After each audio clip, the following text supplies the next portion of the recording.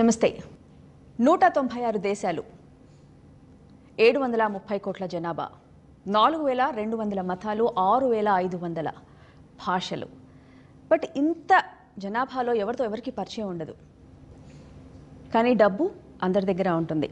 కానీ అన్ని కథల్లో ఏ కథ ఉండదు అని చెప్పుకోవడానికి ఒక్క ఉదాహరణ Gautam Nanda.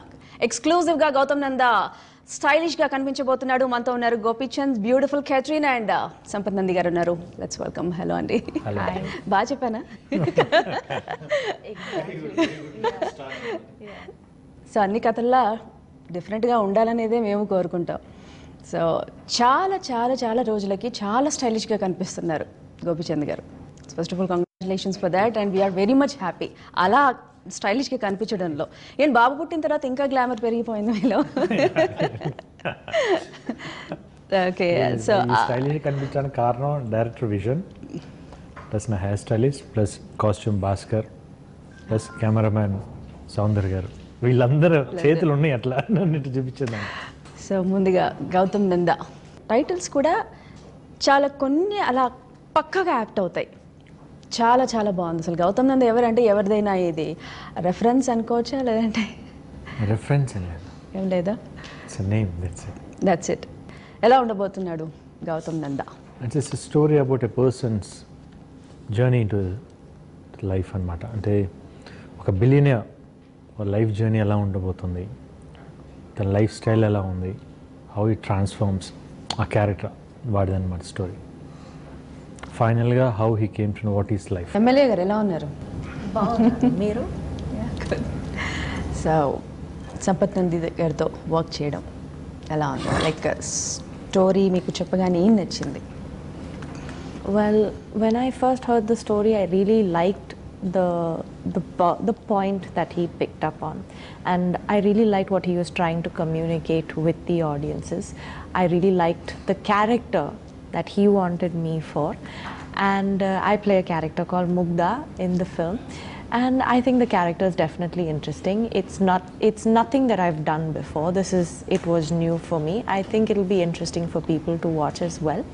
And I think what's important for me and as audiences as well is to have nice characters in really good films, like really strong scripts. And I really personally believe that Gautam Nanda is Sampath's strongest script till date, and I couldn't wait to be a part of it. I was very excited. So Sampath Nandi గారు, Bengal tiger తర్వాత even Gopi గారు కానీ మీరు కానీ gap తీసుకున్నారు. మా fans అందరూ ఏమైపోవాలి మరి? గ్యాప్ అట్లా వచ్చేసి అంటే కథలు నచ్చకనా మీకు? లైక్ మంచి కథ రాకనా? ఎలా? కథ కోసం waiting, at the same time కొంచెం నాది ప్రీవియస్ మూవీ కొంచెం లేట్ అవటం, దానివల్ల గ్యాప్ వచ్చింది అనమాట. మీరు ఎందుకు తీసుకోవాల్సి వచ్చింది గ్యాప్? అంటే మీ కథకి మీరు అనుకున్న దానికి కరెక్ట్ లేదండి, రైటింగ్ తీసుకున్న గ్యాప్. ఇప్పుడు నేనే రాసుకోవాలి కదా అన్ని, దానికి కొంచెం టైం పట్టింది. ఈ స్క్రిప్ట్ కొంచెం స్టోరీ స్ట్రాంగ్ కంటెంట్ అని నేను చెప్తూనే ఉన్నాను కదా, సో అది రాయడానికి, దానికి మంచి స్క్రీన్ ప్లే రాసుకోవడానికి, మంచి మాటలు దానికి రాసుకోవడానికి టైం పట్టిందండి. గోపి అంటే మిమ్మల్ని ఎక్సైట్ చేసిన పాయింట్ ఏంటి లైక్ స్టోరీ విషయంలో? బేసిక్గా స్టోరీ ఫస్ట్ నుంచి లాస్ట్ దాకా, అంటే ఇప్పుడు మీరు ఇందాక చదివారు కదా, ఫస్ట్ దాన్ని చదవడం అంటారండి? చెప్పాను కదా, డైలాగ్ చెప్పను. ఆ గ్లోబ్ మీద వచ్చే dialogues, that tells what is the story అనేది దాంట్లోనే ఉంది. మీరు కరెక్ట్గా పట్టుకుంటే దాంట్లోనే స్టోరీ ఉంది. ఓకే, స్టోరీ పరంగా లైక్ ఏం చెప్పబోతున్నాం? Is it a message oriented or it's not meant with the intention?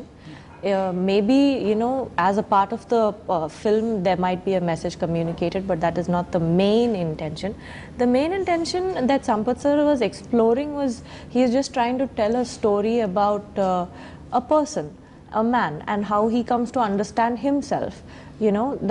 That whole process and that whole journey is basically what Gautam Nanda is about. Okay, డిఫరెంట్గా అడుగుతున్నారు మీరు. అంటే కొంచెం ఇంటలెక్చువల్గా అడిగితే ఎలా అయినా కానీ ఆన్సర్ రాబట్టొచ్చేమో. So anyways, working with Sampath Nandi గారు ఇట్స్ వెరీ గ్రేట్ ఎక్స్పీరియన్స్. ఎందుకంటే I work with some nice directors, అంటే కొంతమంది నాకు బాగా సింక్ అవుతుంది. అట్లా నేను ఇప్పుడు చేసిన సినిమాల్లో నాకు ఒక 4-5 బాగా సింక్ అయింది. దాని తర్వాత అంత బాగా సింక్ అయింది మళ్ళీ తింటూనే. మీరు చాలా రోజులకి బ్యూటిఫుల్ కథతో వచ్చాను అని అన్నారు. అవును. నా హోల్ హార్టెడ్గా చాలా నచ్చిన కథ అన్నారు. అంటే అంతగా మిమ్మల్ని ఏం చేసేసారు నంది గారు? అంటే ఎప్పుడైతే ఫస్ట్ కథ చెప్పారో నాకు నేరేషన్ ఇచ్చారు. ఎందుకంటే ఒకటి వచ్చి నాకు అంతకుముందు కొన్ని సినిమాలు కొన్ని వచ్చి కొన్ని సర్కమ్స్టెన్సెస్ మనం చేయాల్సి వస్తాయి. నచ్చినా కొంచెం అంటే హాఫ్ హార్టెడ్గా కొన్ని చేస్తాం. కొన్ని డబ్బు కోసం చేయాలి, కొన్ని మన కోసం చేయాలి అట్లా. బట్ ఈ సినిమా కథ చెప్పినప్పుడు నాకు ఆ కథ బాగా నచ్చింది. తను తీసుకున్న కంటెంట్ బాగా నచ్చింది. The way how he narrated the story also with డైలాగ్స్తో పాటు.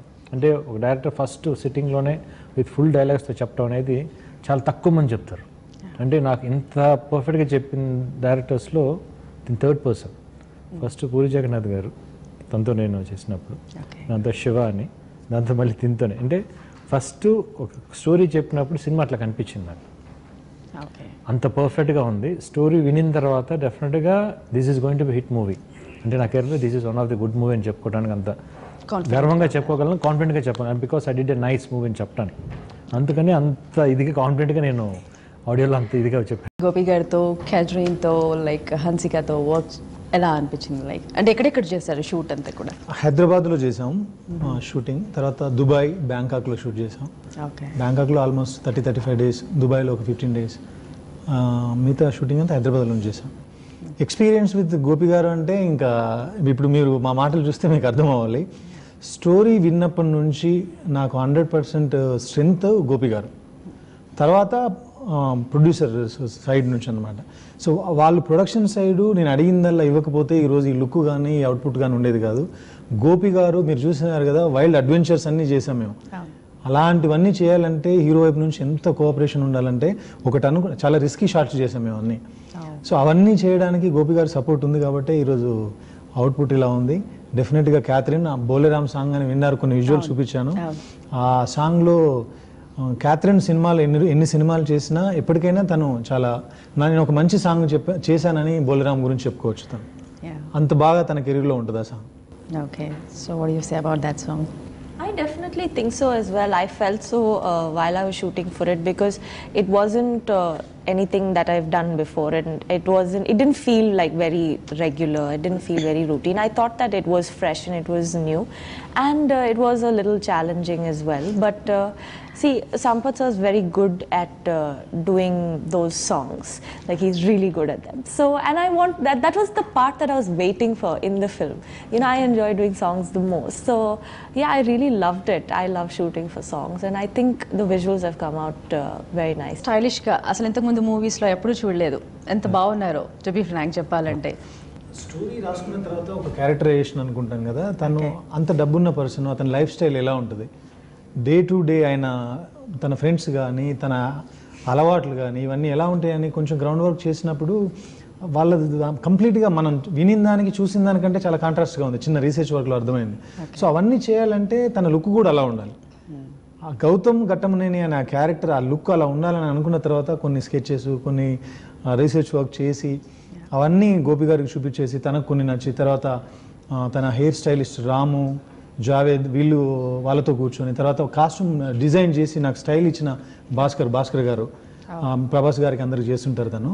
సో ఆయన స్టోరీ వినేసి తన ఇన్పుట్స్ తీసుకుని అందరం కలిసి కలెక్టివ్గా చేసిన ఒక ఎఫర్ట్ అది 100% ఈరోజు బాగా కనిపిస్తూ ఉంది.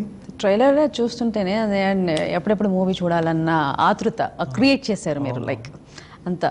So what do you say about that? అంటే ట్రైలర్ చాలా అంటే ఫస్ట్ ఎప్పుడైతే కథ విన్న ఒక కాన్ఫిడెన్స్లో నేను కథ విన్నాను, నాకు నచ్చింది.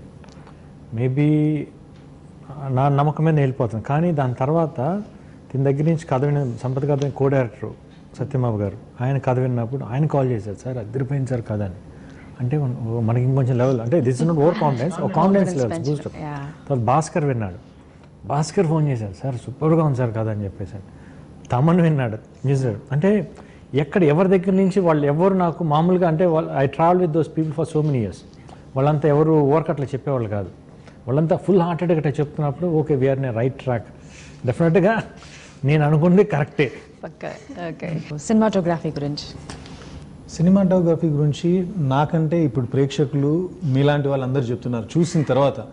ఎందుకంటే హోల్ హార్టెడ్గా తను 1 year టైం ఇచ్చి తన ఒక కెమెరామెన్ 1 year డైరెక్టర్తో పాటు ట్రావెల్ అవ్వడం చాలా రేర్గా జరుగుతుంటుంది.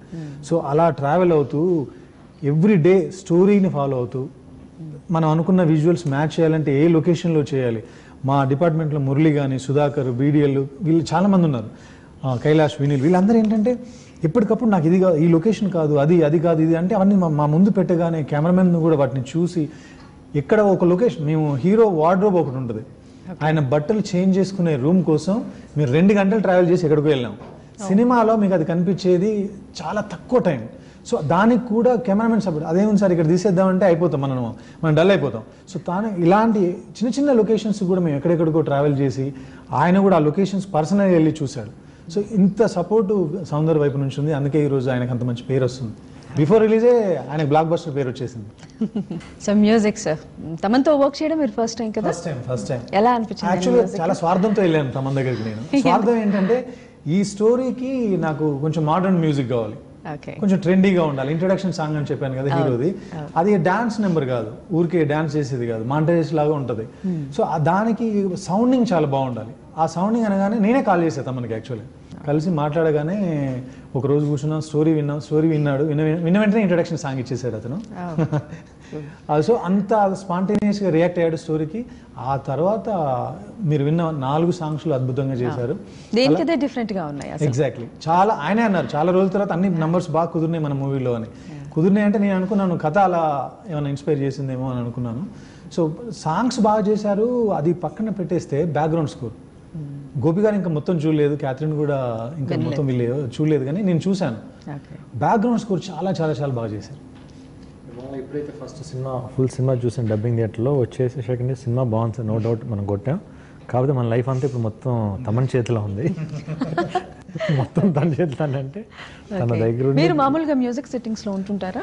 లైక్ అదే అది డైరెక్టర్స్ ఇంకా చాలా పెద్ద బర్డెన్ అని ఏంటంటే ఒకసారి కూడా మానిటర్ చూడరు, ఎడిటింగ్ రూమ్కి వచ్చి అది చూడరు, మ్యూజిక్ సెట్టింగ్స్ కూడా రారు. అంటే వాళ్ళు రావాలని ఇంట్రెస్టా రావద్దనా? వస్తే అప్పటికప్పుడు మనకు ఒక టెన్షన్, ఒక ప్రెషర్ రిలీవ్ ఉంటుంది. ఎందుకంటే చూసారు, ఆయనకు నచ్చింది, నాకు నచ్చింది, ఇద్దరు రైట్ వేలో వెళ్తున్నాం అని. మొత్తం మీరు ఉన్నారు కదా చూసుకోండి అంటే మనకు ఎక్కువ భయం కదా. సో కరెక్ట్ చేస్తున్నామా లేదా నమ్మకం, అది నమ్మకం ఉన్నా కూడా మనకు కాన్షియస్ అయిపోతూ ఉంటాం చాలా సందర్భాలు. సో తర్వాత ఎప్పుడప్పుడు నేను షేర్ చేసుకునేవాడిని, ఇది ఇలా ఉంది, ఇది ఇలా ఉందని. సో 100% టెక్నీషియన్ ఆర్టిస్ట్ అండి గోపి గారు. వాళ్ళ నాన్నగారు డైరెక్టర్ వాల్యూ వాళ్ళకి తెలుసు, అందుకే అలా ఉంటారేమో. వాళ్ళ నాన్నగారు పరకాయ ప్రవేశం చేసేస్తారు. టి కృష్ణ గారికి నేను హార్ట్ఫుల్గా థ్యాంక్స్ చెప్పాలని అందరూ ఆశ.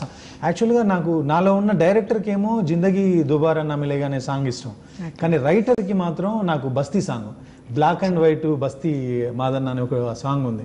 అది నాంపల్లి స్టేషన్ కాడ అనే సాంగ్ని రీమిక్స్ చేద్దాం అనుకుని కొన్ని కారణాల వల్ల మళ్ళీ వద్దనుకుని దాన్ని మళ్ళీ కొత్తగా ట్యూన్ చేసి చేయడం జరిగింది. దానిలో లిరిక్స్ కానీ, ఆ పాట కానీ, పాట వచ్చే సందర్భం కానీ, అది ఒక లైఫ్ని ఎస్టాబ్లిష్ చేసే విధానం కానీ అవన్నీ చాలా బాగుంటాయి.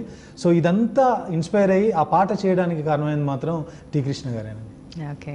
సో మీకు బాగా హార్ట్కి దగ్గర లైక్ బాగా నచ్చిన పాట ఏది? బస్తీ సాంగ్ అసలు లిరికల్ వాల్యూగా చూస్తే అది చాలా అంటే కనెక్ట్ అవుతుంది బాగా, ప్లస్ రియల్ లైఫ్ అట్లా కనిపిస్తుంటుంది. బట్ ఆ సాంగ్ ట్రెండీగా చూసుకుంటే జిందగీ నా మిలేగా దుబారా, మెలోడీ చూసుకుంటే బొలేరం మాస్ నెంబర్ బస్తీ దొర్సాని, అన్ని కవర్ అయ్యేటట్టు ఉన్నాయి ఎవ్రీథింగ్. సో క్యాథరిన్ గురించి, హన్సిక గురించి, ఇద్దరు ఎవరు బాగా చేశారు? ఇద్దరు బాగా చేస్తారు, వాళ్ళ క్యారెక్టర్ డిఫరెంట్ క్యారెక్టర్స్. ఎవరిని నొప్పించలే అసలు, because they did hard work కదా. బికాస్ క్యాథరిన్ వర్క్ తన స్టైల్ ఆఫ్ అంటే ఒక రిచ్ క్యారెక్టర్, తను అంటే she's very dedicated, very patience చాలా ఎక్కువ తనకి. సినిమాలో బయట కూడా అంతే అనుకుంటా, ఎందుకంటే సెట్స్ లో చాలా తక్కువ మాట్లాడిద్ది, చాలా తక్కువ అంటే ఎప్పుడు కామ్గా కూర్చొని, ఎందుకంటే almost she always think about her character only. అట్లా ఉంటుంది. దీనికి టోటల్ ఆపోజిట్ తను హన్సిక. సెట్స్కి వచ్చిందంటే గలాట చేస్తూనే ఉంటుంది. పర్ఫార్మెన్స్ కూడా తనకు already she's a good actor, తను కూడా చాలా బాగా చేసింది. బికాస్ తన క్యారెక్టర్ ఒక రైల్, ఒక బస్తీ లాంటి ఆ టైప్లో. స్ఫూర్తి అనే పేరు స్ఫూర్తి. హీరోకి స్ఫూర్తినిచ్చే స్ఫూర్తి. మళ్ళీ దానికోసం ఇంకా స్పెషల్గా పేరు పెట్టి చెప్పడం, స్ఫూర్తి అనగానే మీకు అర్థమైపోద్ది కదా, అందుకని అలా ముగ్ధ మనోహరంగా అంటారు కదా తెలుగు పదం. ముగ్ధ అంటే నన్ను అందరు చాలా ముగ్ధ ఏంటి అని, ఆ ముగ్ధ మనోహరంగా ఉంది అమ్మాయి అంటారు కదా, దానిలోంచి ఆ వర్డ్. ఓకే. స్ఫూర్తిలోంచి స్ఫూర్తి అలాగే తీసుకు బోలారం అనే సాంగ్ ఆడియన్స్కి బాగా కనులు ఎందుగా ఉంటుంది, పండగగా ఉంటుంది. ఇద్దరు హీరోయిన్లు బాగా 1000 కన్నులతో కన్నులతో. ఈవెన్ గౌతమ్ అన్న టైటిల్ గురించి గౌతమ్ బుద్ధుల్లోంచి వచ్చిన గౌతముడే. అవును. సో అన్నిటి అంటే నిన్ను నువ్వు వెతుక్కో అని అంటారు Exactly, కదా. అంతే. సో గౌతమ్ బుద్ధుడు అదే చెప్పాడు, అదే ఆయన కాన్సెప్ట్ అదే కాబట్టి. సో ఆయన ద్వారా తీసుకున్నది ఎగ్జాక్ట్లీ అన్ని అలా తీసుకునేవండి. ఏది కూడా వాంటెల్లి పెట్టింది కాదు. నేను ఎప్పుడు కూడా క్యారెక్టర్ నేమ్ అదే పెట్టేశాను. బట్ నిన్ను నువ్వు వెతుక్కో అనే కాన్సెప్ట్ తో ఇంతకు ముందు కూడా మనం చాలా సినిమాలు చూస్తుంటాం. అన్ని కథలు ఇంతకుముందు చాలా వచ్చినాయి. మళ్ళీ మనం ఎలా చెప్తున్నాం అనేదే కొత్తగా. కొత్త ప్రయాణం తన లోపల ఉంటుంది. ప్రయాణం జర్నీ ఇంటూ ది సెల్ఫ్ అన్నాను. అందుకే ఆయన ఏదో ప్రపంచాన్ని చూడ్డాడు, ఆయన పరిచయం చేసుకుంటాడు. 365 days సంతోషంగానే ఉండేవాడికి సంతోషం వాల్యూ తెలుస్తుందా? అది తెలుసుకోవాలనుకుంటాడు. 365 days కష్టంలో ఉండేవాడికి ఆ కష్టం వాల్యూ తెలియదు కదా. సో ఇలాంటి ఏవో సెన్సిటివ్ ఎమోషన్స్ అన్ని ఉంటాయి ఇందులో. ఏడిపిస్తారా లైక్ ఎక్కడైనా మధ్యలో, లేదంటే ఓవరాల్ గా అంత హ్యాపీగా మంచిగా ఎంజాయ్ చేయొచ్చా? పక్కా కమర్షియల్ ప్యాకేజ్డ్ సినిమా. గోపి గారి సినిమా ఎలా ఉండాలో అలా ఉంటుంది, నా సినిమా ఎలా ఉండాలో అదే మీటర్లో ఉంటుంది. మళ్ళీ మీకు టీజర్లోనే ఆ డైలాగ్, మీకు టీజర్ ప్లస్ ట్రైలర్లో చూస్తే మీకు కథ తెలిసిపోతుంది. టీజర్లో కూడా ఫాదర్ డైలాగ్ ఒకటి వస్తూ ఉంటుంది అనమాట. మామూలుగా వాయిస్ ఓవర్ ఒకటి వస్తుంది. ప్రపంచాన్ని పరిచయం చేసే ముందు నువ్వు పరిచయం చేసుకో. సో ఓవరాల్ గా మీకు కథ మొత్తం చేసిన తర్వాత ద లాస్ట్ డే ఏమనిపించింది? లైక్ ప్యాకప్ అప్పుడు మంచి సినిమా చేసాం డెఫినెట్గా, దీని రిజల్ట్ బాగుంటుంది, ఆ తృప్తి ఉండింది, నో డౌట్. ఓకే. అంటే విత్ నైస్ యాక్టర్స్, అంటే కొన్ని సీన్లు ఉన్నాయి మంచి సీన్స్, ఈవెన్ చంద్రమోహన్ గారితో కానివ్వండి. అంటే అంటే అద్దుకుంటే అన్న థియేటర్లో చూసేటప్పుడు they will connect to that characters very deeply. ఇట్లా ఉంటారా అని అట్లా ఉండేది అనమాట. బాగా ఫన్నీయెస్ట్ ఇన్సిడెంట్ లైక్ మొత్తం throughout the shooting, happiest moment? I was pretty much happy. I really liked working with Sampath sir, working with Gopi. They're really nice people. I got along with them really well. So I think it was very pleasant for me throughout. And also my scenes were kind of shot in pleasant places and, really nice places like in Bangkok, which were, not like a lot of the locations that are normally used when you shoot. So these are really new. And so I liked being there in that surroundings. I liked the scenes that I was doing. They were really nice and everything basically felt really good. Dubbing meere cheptunnattunaru kada? Yeah. Awesome. Thanks. But you are not at all talking with me. See, it's like, because English is like the language that I think in, and when you ask me a question, if I have to really give you an answer, if it has to be genuine and if it has to be, natural and spontaneous, it comes out in English. If I have to say it in Telugu, it will not have the same impact or it will not have the same meaning. So I choose English. But అంటే ఈ మధ్య కొంచెం అలా try చేస్తున్నారు మన heroines సొంత dubbing చెప్పుకోవడంలో. ఎలా వచ్చింది? బాగుందండి. She has done great job. నేను ఆ క్యారెక్టర్ అంటే యాక్చువల్గా నేను యాక్సెప్ట్ చేయడానికి ఇంకొక మేజర్ రీజన్ ఏంటంటే, ముగ్ధ మోడర్న్ అమ్మాయి, బెంగళూరులో ఉండే అమ్మాయి, అక్కడి కల్చర్కి, అక్కడి పబ్ కల్చర్ కావచ్చు, అక్కడి యూత్తో పాటు తిరిగే అమ్మాయి. సో అలాంటి అమ్మాయి తెలుగు కూడా కొంచెం బ్రోకెన్ తెలుగులాగా ఉంటుంది. సో అది కూడా నాకు కొంచెం ప్లస్ పాయింట్ అనిపించింది. కానీ ఆ అమ్మాయి బ్రోకెన్ తెలుగులో లేపలేదు, స్ట్రైట్ ఒక తెలుగింటి అమ్మాయి లాగా చెప్పింది. బట్ యాటిట్యూడ్ క్యారీ చేసింది వాయిస్లో. సో లైక్ మన ట్రైలర్లో చిరంజీవి గారి కట్అవుట్ ఏదో కనిపించినట్టు ఉంది, చిరంజీవి గారి సినిమాది. అవునండి, ఉంది. అది ఎలా అంటే అండి, ఇంతకుముందు గోపీచంద్ గారి రణం మూవీలో కూడా చిరంజీవి గారి కట్అవుట్ ఏదో ఉన్నట్టుంది కదా. అంటే అదేదైనా సెంటిమెంటా తీసే షూటింగ్ లో అక్కడ సినిమా ఉండింది. థియేటర్ దగ్గర ఒక చిన్న సీక్వెన్స్ ఉంది, ఆ సీక్వెన్స్ లో ఉంటుంది అనమాట. ఓ, అంటే మేము లైక్ ఏదైనా సెంటిమెంట్ ఏమో అనుకున్నాం. ఓకే. సో మిగతా క్యారెక్టర్స్ గురించి నంది గారు? మిగతా క్యారెక్టర్ ఈ సినిమాలో అన్ని ఇంపార్టెంట్ క్యారెక్టర్స్ అండి, వచ్చిపోయే క్యారెక్టర్లు. అంటే ఈ సినిమాలో నేను కామెడీ ట్రాక్లు కానీ ఫోర్స్డ్గా కామెడీ సీన్లు కానీ ఎక్కడ ట్రై చేయలేదు. 1 or 2 bits ట్రై చేసినా కూడా ఎడిటింగ్లో నేను తీసేయడం జరిగింది. ఎందుకంటే కథని డిస్టర్బ్ చేయకుండా ఉండాలి. నిజాయితీగా ఒక మంచి కథని చాలా ప్యూర్గా చెప్దామని అనుకున్నాను, అలా చెప్పాను. కథను ముందుకు తీసుకెళ్లే క్యారెక్టర్లో అందరికంటే ఇంపార్టెంట్ క్యారెక్టర్ భరణి గారు చేశారు. స్క్రీన్ మీద స్పేస్ చాలా చిన్నది, కానీ ఇంపాక్ట్ చాలా ఎక్కువ ఉంటుంది హీరో జర్నీలో అతని ఇంపాక్ట్ అనమాట. తర్వాత ముఖేష్ ఋషి సినిమాలో విలన్గా చేశారు. ఓకే. చెన్నై ఎక్స్ప్రెస్లో విలన్ తంగ బలి అనే నిఖితిన్ దేర్ ఆయన ఒక విలన్గా చేశారు. అంటే నెగిటివ్ రోల్స్ చేసిన వాళ్ళు వీళ్ళందరూ. సో అందరు క్యారెక్టర్లు బాగున్నాయి. సీత గారు హీరో మదర్గా చేశారు. చంద్రమోహన్ గారి సీన్లు చాలా చాలా చాలా హార్ట్ టచింగ్గా ఉంటాయి. మధ్యతరగతి జీవితాలందరినీ ఒకసారి అలా తట్టినట్టుగా ఉంటాయి. వాళ్ళ క్యారెక్టర్స్ కానీ, ఆయన చెప్పే మాటలు కానీ, ఆ ఇంట్లో వచ్చే సీన్లు కానీ చాలా చక్కగా ఉంటాయి. ఇవన్నీ కూడా రేపు ప్రేక్షకులకు తప్పకుండా చాలా బాగా నచ్చుతాయి. ఓకే. సో ఫైనల్లీ మీ ప్రొడ్యూసర్ గురించి. దిస్ భగవాన్ పుల్లారావు గారు. ఆల్రెడీ నేను సెకండ్ సినిమా వాళ్ళతో చేయటం. ఓకే. ఫస్ట్ కథ తీసి ఇంతకుముందు వేరే కథ అనుకున్నాం, వేరే వాళ్ళతో అనుకుని, బట్ ఇట్స్ డింట్ వర్క్అవుట్. దాని తర్వాత ఒకరోజు వచ్చి ఇట్లా సంపత్ గారి దగ్గర ఒక కథ ఉందండి, కథ వింటారా అని చెప్పేసి, ఓకే కథ వింటాను. తీసుకొచ్చారు, కథ చెప్పించారు, కథ బాగుంది. బట్ నేను అడిగినప్పుడు సంపత్ గారిని అడిగింది, మీరు యాజ్ రీచ్ చెప్పినట్టు వస్తుంది కదా, ఎందుకంటే దీంట్లో విజువల్గా చూసుకుని చాలా ఉంది, ఖర్చు అవుతుంది కదా, మరి వాళ్ళు ఓకేనా, ఓకే అన్నారా అని. ఓకే అన్నారు. వాళ్ళని పిలిచాను, మీకు ఓకేనా, బడ్జెట్ అవుతుంది ఇది అని. లేదు సార్ మాకు కథ నచ్చింది, బాగా చేద్దామని చెప్పేస్తున్నారు. వాళ్ళు అప్పటి నుంచి ఏ రోజు కూడా ఏమి అనలేదు. వాళ్ళు కథ ఎంత మేము ఎట్లా నమ్మామో వాళ్ళు కూడా కథను అట్లా నమ్మి ఆ కథకి ఏం కావాలో దానికి కరెక్ట్గా ఎక్కడ ఏ ప్రాబ్లం లేకుండా చేశారు. Today they are also happy. డెఫినెట్గా నెక్స్ట్ రిలీజ్ అయిన దగ్గర హ్యాపీగా ఉంటారని నమ్మకం. So thank you so much అండి. That's all for now. ఇది the beautiful Catherine and Gopichand గారితో, సంపత్ నంది గారితో chit chat. Stay tune to NTV. Signing off Swathi.